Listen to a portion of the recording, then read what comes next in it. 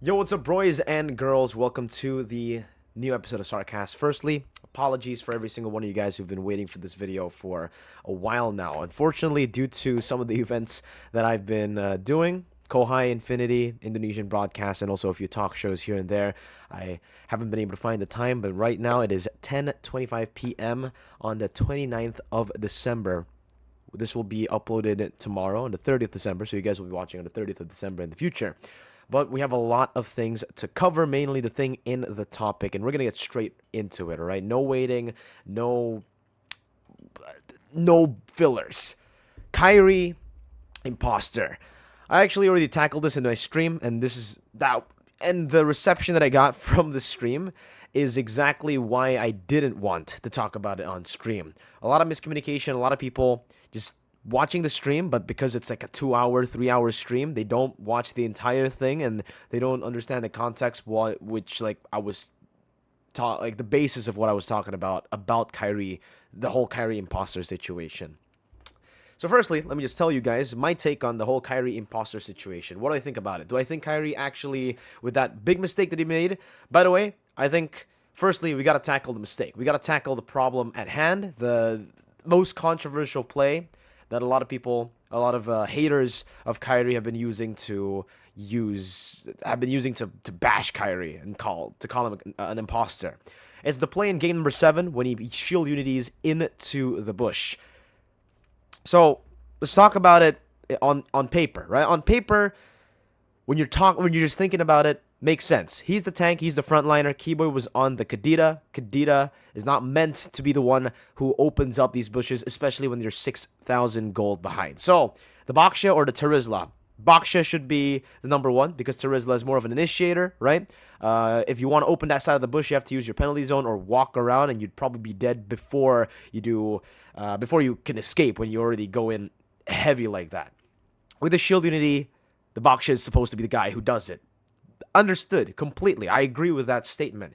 But in that situation, if we watch it again all over, if without any further context, right?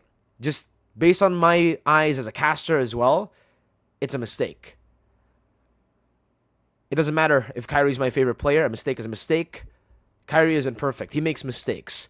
He didn't make a lot of mistakes throughout the entire tournament, but that one big one is the one that is highlighted the most, which is very unfortunate. But do I think Kairi is an imposter for making a mistake, one mistake, in the grand finals, in the final game where pressure is super high, when the entire crowd is screaming AP Bren, the entire crowd is supporting the enemy team, when they just came back technically from a 3-1 score line to 3-3 playing in the final game of the grand finals?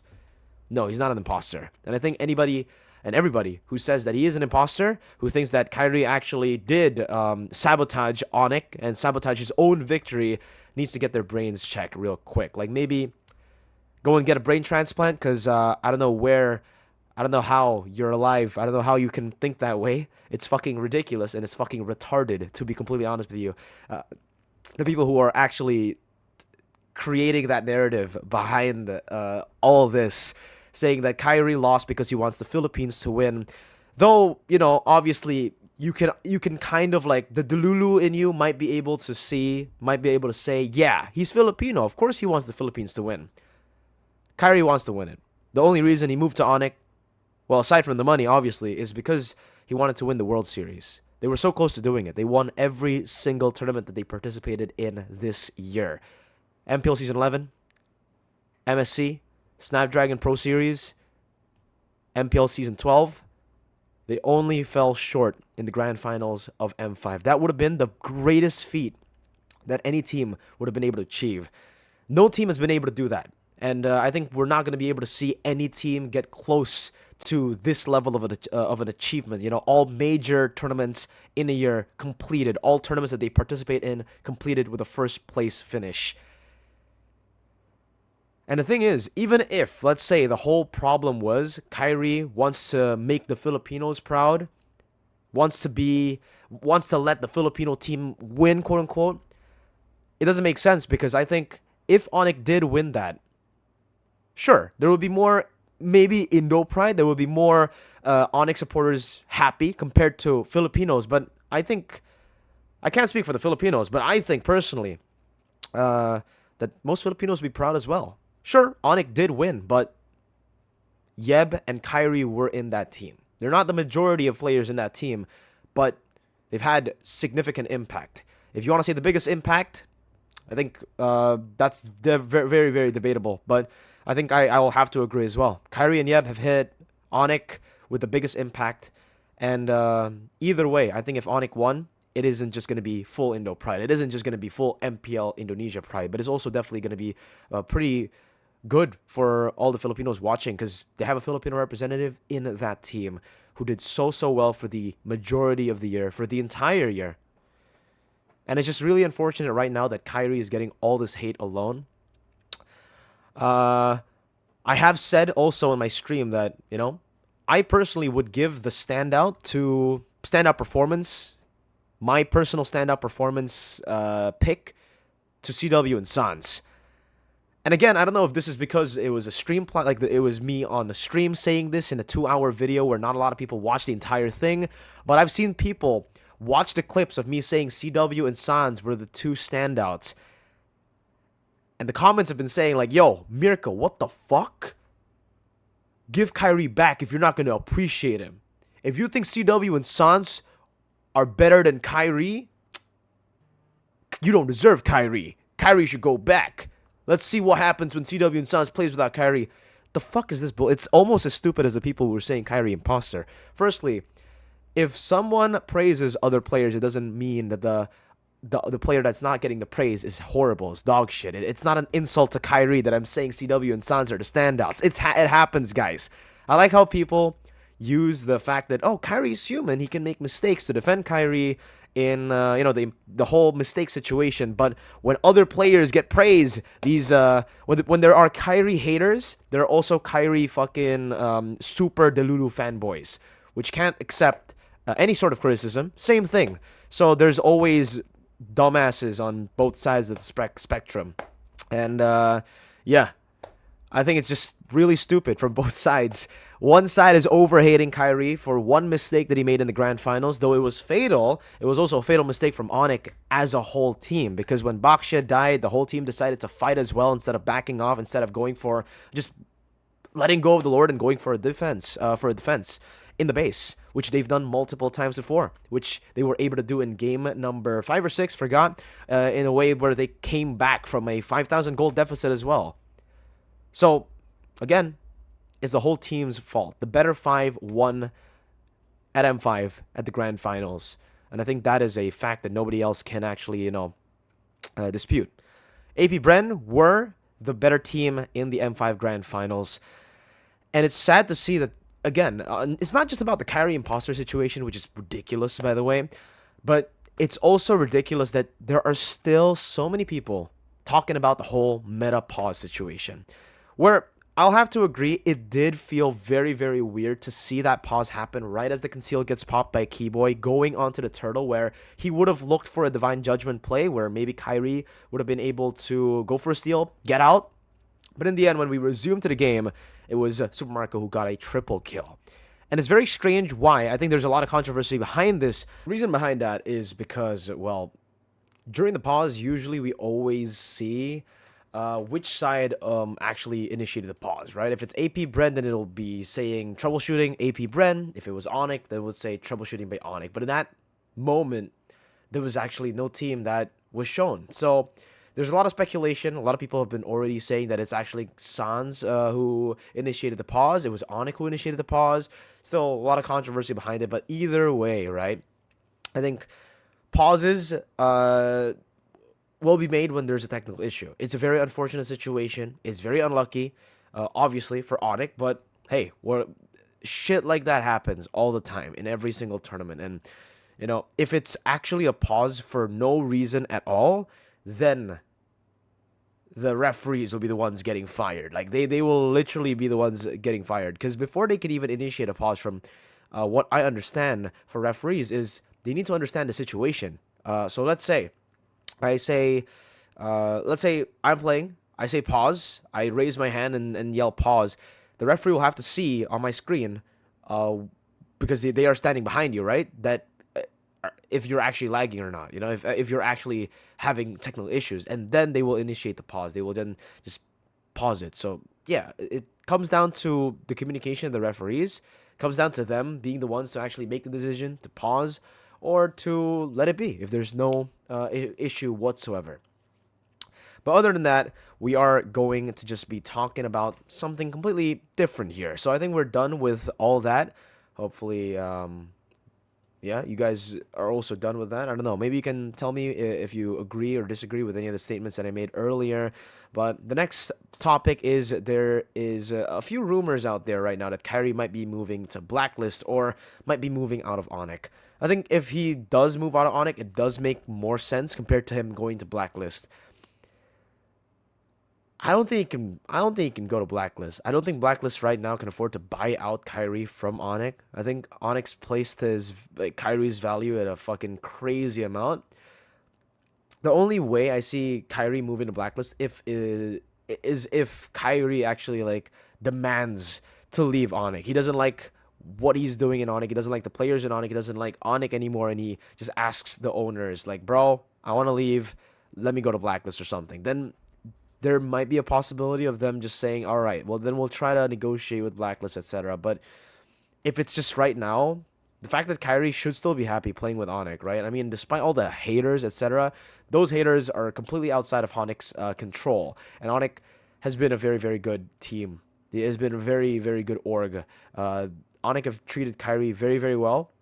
The members on the team have gotten so close to Kairi. I feel like, especially with Sans, Keyboy, is the whole team in general, Yem and Adi. It seems like they're almost like family, Kairi is almost like just like a band of brothers with the rest of Onyx. So yeah, very, very unlikely that he will move to Blacklist. I think that's a bit of copium from a lot of people on TikTok and Facebook and Twitter, but I personally cannot believe I can't right? I really can't believe that. Maybe I'll get proven wrong. Maybe he does move to Blacklist, and then like Lamau XD, funny Blacklist just used all their resources to get this one player who's amazing. But again, they're gonna have to burn a lot of money to buy Kairi out. Next on the list though is M5 was amazing. Spoke about this on stream. Spoke about how amazing the crowd was.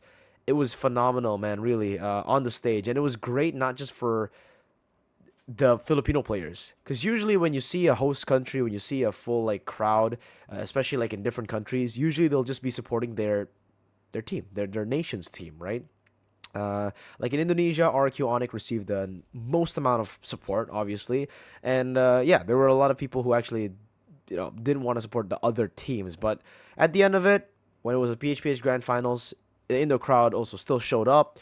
I think for M5, it's more than just showing up. Because for Indo, we still love MLBB. I think for the most part in grand finals you'll see a full crowd. Even for MPLI, right? Another PHPH, still a full crowd. But in the Philippines, I think it may be because most Filipinos actually understand English, so they can actually immerse themselves and engage themselves better with every team compared to, say, Indonesians who mostly can't speak English, so they struggle to follow some of the Western teams. They struggle to follow some of the even other Southeast Asian teams who usually rely on their own language or English to communicate, right? But because most Filipinos understand English, it made it seem as though everyone was a superstar. Whenever Deus Volt was playing, Bomba was playing, everybody was cheering them on. Whenever Rosa was playing on Fireflux, everybody was cheering them on. And it just is amazing to see that kind of support, right? From any nation would be amazing, but I guess we got to give a big W to the Filipinos for this one. Like, a massive W to you guys. The fact that you guys have made legit, players who are not really recognized that much, recognized. You recognize them. Bomba especially, right? I think if Deus Volt played in M4, would we see the same level of hype? Would we see the same level of love for Kid Bomba? Not too sure. Maybe with all the translations we will, right? Because we still have translations in Indo. It's not like we cannot understand English completely. We still have the hosts who can translate, etc. But I think that instant connection with a lot of the English speaking players really made it special. And especially the fact that PH actually made it to the grand finals and in the end won. The atmosphere was just beautiful. And I know a lot of you guys probably watched from like the stream online and you didn't get to, watch it live in the venue. But after rewatching the stream, after rewatching my own cast, the crowd noises on stream didn't do it justice, bro. You had to be there to experience it. It was so loud. It was crazy loud. I usually have my volume really really high as a caster. I had to go almost max. Oh, I had to almost break my ears just to be able to hear myself. And even then, I wasn't able to hear myself. Naisu got multiple warnings on his Apple Watch saying that the environment you're in is too loud. Run or get out. Yeah, legit. I think if the people who actually were in the venue can definitely confirm that as well. And I just want to give massive props to all the Filipinos for the massive support that you guys have shown, not just from the players as well. By the way, like the fact that for the first time ever, I had people shouting my name from the crowds. That is a surreal feeling, man. I never would have expected something to happen. I mean, in the Philippines, in Cambodia, Malaysia, I have people coming up to take pictures with me who actually recognize me. Even in Indo now, we're starting to get more people to recognize the English desk. But hearing people yell your name in the crowd during a pause even and just show you love and support during the game, it really fills me, and I think I speak for most of the casters, if not all of them, that it also boosts their spirits too. LaFell, me, and Wolf, we definitely felt the love on the English desk. I can only imagine what the Filipino desk was also feeling for sure. Like they were getting a lot of support as well. So again, big W to all the Filipino fans who made M5, especially Knockout Stage 2, such an amazing experience for everyone around. Teams, players, everyone, literally everyone. But then we get to the next point, next topic, which is Dogie's statement on Indonesian teams. Now, there's actually two perspectives to this, right? Let's start with let's start with Dogie's statement. Dogie mentioned that, Indonesian teams are getting very, very lazy. They don't want to put in the effort to actually scout for a lot of the new talent in the scene, and they would much rather just go for imports instead of their Indonesian players with new talent. Well, I do have to agree with Dogie's statement to a certain point, right? I completely understand, especially now, considering that there are so many imports playing in Indonesia. There's even going to be more imports later. I can't reveal, but there's going to be a lot more imports in Indonesia. I understand. We aren't giving a chance to a lot of the newer players, to a lot of the amateur players in the scene. That's where I agree with Dogie, right? I would love to see new Indonesian talent, younger Indonesian players start to get their experience to play in MPL and to see if they can actually compete. Because I think we do have the talent pool to actually compete with Philippines, right? It's just we maybe haven't found them. And so far, it has been more, better players have come from the Philippines. I think it's a fact right now, 3M series in a row, most dominant compared to all the other regions when it comes to imports as well. And right now, it's kind of an indisputable fact that the Philippines is still #1 region in the world. And I think that unfortunately is where I have to stop agreeing with Dogie. The point where Indonesian teams aren't, developing new talent. That's it. Because when it comes to being lazy, maybe some teams are, but most teams I would say are not lazy. Most teams, because you guys only see technically, especially like the international viewers, the people watching this video, you only see the transfer updates that happen. You don't see the process of them actually trialing a lot of different members, a lot of open like qualifier trials as well. Because for a lot of teams, I think for most of the teams, or if not all of the Indonesian teams, they actually have open trials after the season, during the preseason or during the off season of when these teams don't make it to M5 MSC after an MPL season. They will actually post on IG, post on socials where they're looking for members, and they'll have certain requirements. They'll have a form there as well, and thousands of people, mostly Indonesian for sure, or if not all Indonesian, are the ones who try out for that team. And the fact that they still get Filipino imports, I think it's not the teams being lazy. I think it's just the team saying, or it's just the real world saying, hey, unfortunately, we just don't have the talent right now. We don't have the people, like the people trialing aren't on the same level as the people that we can get imported. And here, the optimal route, the you know, the in a fairy world land, we would have full Indonesian players. We would have the time to develop all the young talents that we can possibly get. But in the real world, it's a business in the end. For these teams, it's a business. They're not just here to pay their players to get second place, to not compete in the international tournaments, to not be able to do anything, right? Because, again, for teams, for organizations in esports, the main way to success has to be from victories. Because, well, again, sponsor, engagement, social media presence, etc., it all amounts to them being able to monetize their shit, which all comes from success. If you win tournaments, you get that name, you get that recognition, you get that fame, and then sponsors start coming to you. And then you get more viewers, you get more engagement, you can monetize that, etc. And if you want to win, you got to get the best players possible. And unfortunately, we just don't have the best players right now in the world. I think that must just be a fact, you know.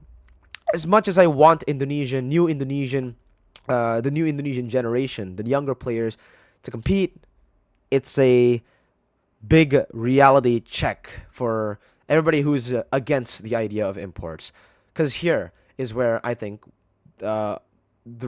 me personally, the reason I love seeing imports is because with imports joining in, it raises the level of competition, right? Because, again, the imports that teams will be getting won't be bad imports. They'll try their best to get the best players they can, because why the fuck would you pay that much money to get someone from another country to play in your country if it isn't to actually, you know, get the best player possible, right? Like Irad. We wouldn't see Irad here if he wasn't good. Man's fucking amazing. And with him on the team, it raises the competition. It raises the standard, raises the bar in Indonesia, so that everybody will follow. Everybody will have to catch up now. There's a new level, right? Same goes for when Kairi joined the MPL Indonesia Season 10. Raised a new standard. Everybody had to compete with him. Everybody had to be on the same level. Had to find a way. It doesn't matter if they can. They have to find a way. And that's why I love imports so much. And again, I really love football.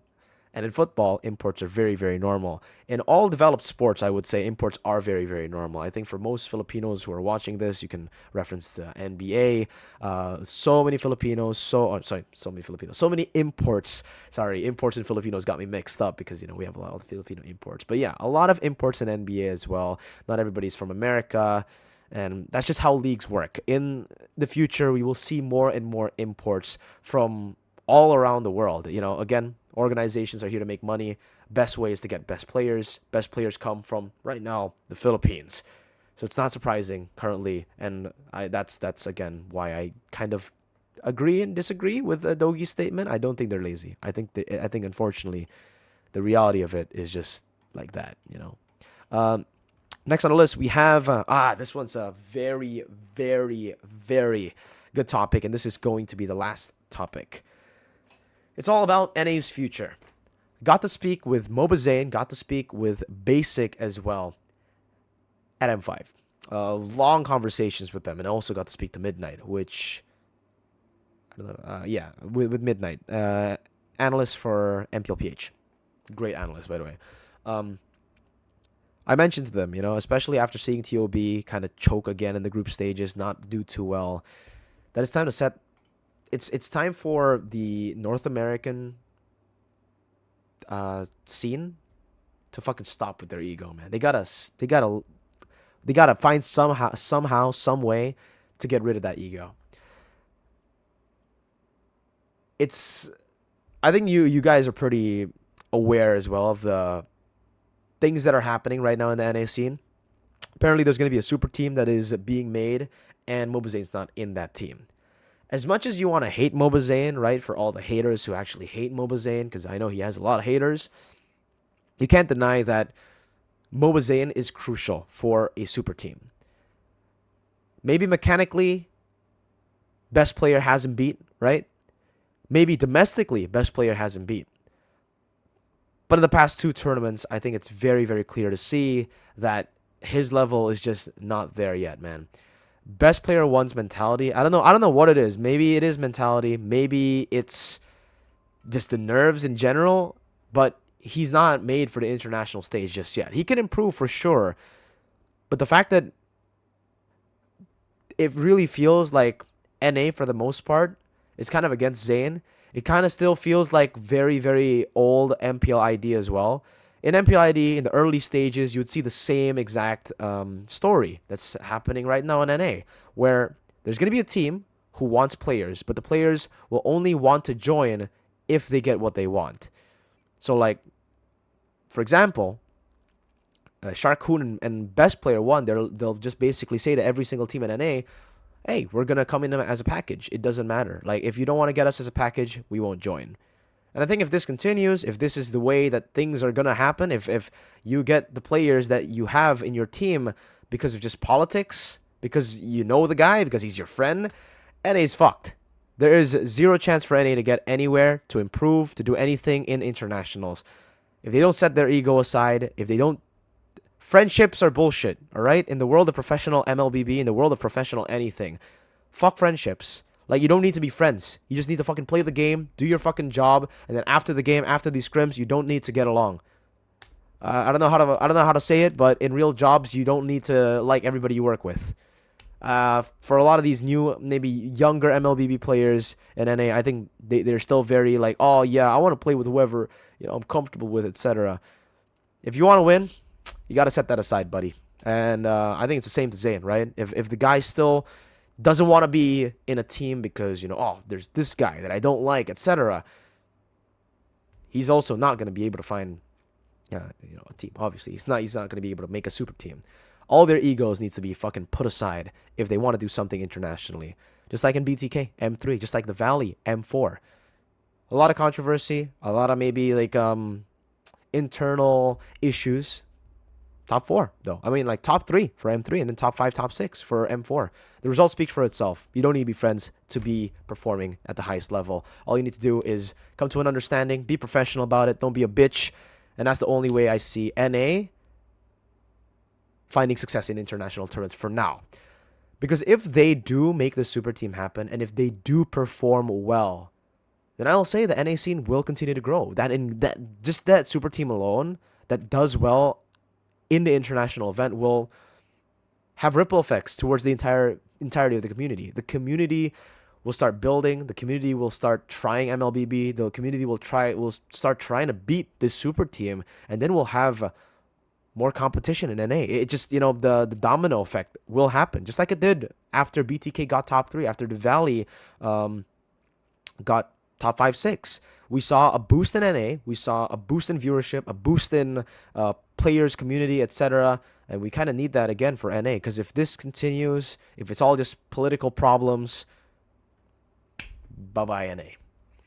That's it, guys, for the SarCast today. Let me know if you guys agree or disagree with any of the topics. Leave a comment down below on any one of the topics right now to discuss. I would love to discuss with you guys. And again, remember...